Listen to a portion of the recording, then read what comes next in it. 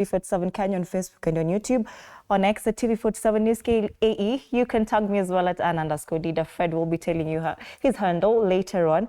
But just to proceed with this conversation, of course, to understand what you as the young people are saying in regards to this year's budget, we're looking at 4.3 trillion. I want to round it off. Basically, it's 4.2, what they're talking about. But Nimrod, what does this number mean to you as, say, the average Kenyan? Does it sit well with you that you're working with a 4.3 trillion budget? Okay, thank you very much. So my name is Nimrod Aberi. I'm a fellow at the Institute of Public Finance and also a passionate finance and tax advocate. So to dig deeper into whatever this tax proposes, 4.2 trillion is such a big number, and it is the biggest and the largest that has ever been recorded in Kenya's history.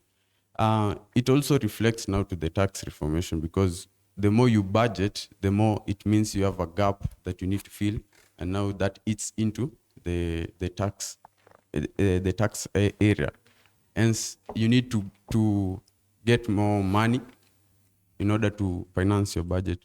So, as you can see from the votes that were given in Parliament, 25 votes of comprise 86% of the budget allocated, with the leading being the Teacher Service Commission at 387.2 billion Kenyan shillings, followed by the Defense Department, and also then the third is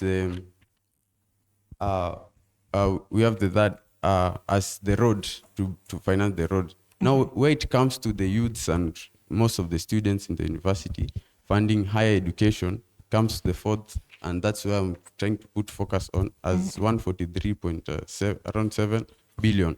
So, but now the question is, we need to have a reality check, because we cannot be appropriating more finances to a sector that we are not seeing any changes to people. We have the bans for the allocation of loans, the help loans, and you find a very small amount of number of students have been allocated with money to help or sustain their pockets and the parents' pockets, who are trying to make ends meet and also ensure that they get quality education. So we need to have these numbers that are being voted for, and also the budget being put to action. We cannot be just having these votes as PR telenovela or a lipstick on a pig.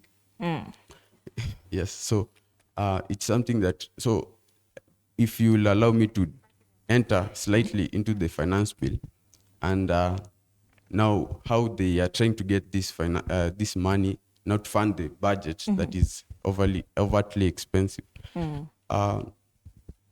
As a data privacy advocate, I want to draw attention to Section 52 of the Finance Bill, which deletes Section 59A(1)(b) of the Tax Procedure Act, that says that the commissioner shall not allow anyone to provide the trade secrets of a company and also the personal data for the customers.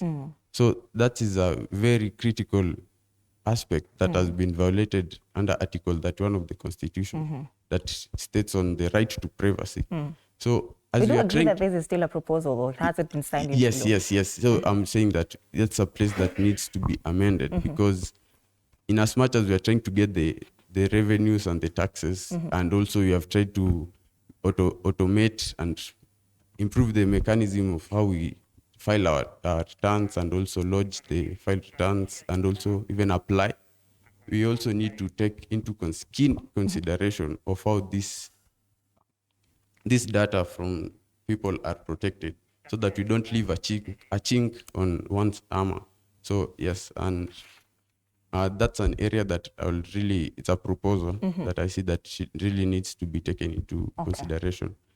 Keeping in mind, also to add on my last point, I've seen... Or I come back to you so that you can expound on that point. Yes. Quite well, because I understand that all of us are going to be affected with that, if at all it's, of course, approved. But